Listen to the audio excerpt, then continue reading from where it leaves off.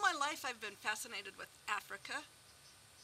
I even studied French in college because I wanted to join the Peace Corps and to work in West Africa as a volunteer.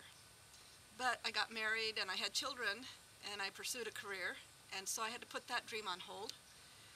But after I retired, a few years ago, I went and saw a presentation by Jane Goodall.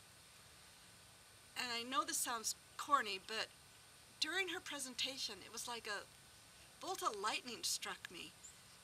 And in a flash of extreme clarity, I just knew the time had come for me to follow through on that old dream.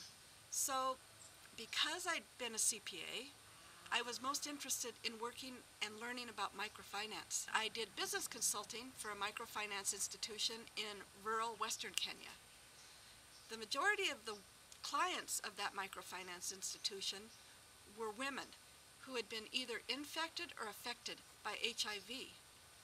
Most of those women had only gone through the 8th grade, but the thing that really bothered me the most was their limited choices. With the microfinance loans, they made enough money to just pay the essential items in their life. And so when I came home from volunteering, the desire to help those women continued to stay with me. I returned to Kenya to find a way that maybe I could help. And while I was there, I had a chance to meet with a group of high school girls. I asked them to tell me about the challenges that they faced. And they told me about things like their friends that had already gotten pregnant and had botched abortions. And they told me about the challenges they faced in living with a parent who'd been tested HIV positive.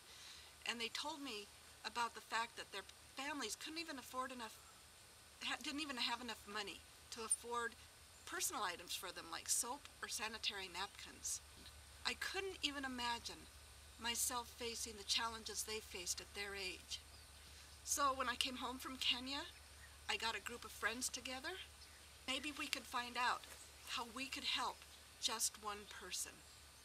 It's been the best work I've ever done. Now our organization has grown so that we're providing support for more than 25 girls and for helping them to redefine the role of women in Kenya today. When I go back to Kenya now and I meet with those girls who participate in our program, they're so full of self-confidence. They're happy, they have a lot of hope for the future. And they tell me, "Mama, yote yawezekana." That means, in Kiswahili, everything is possible.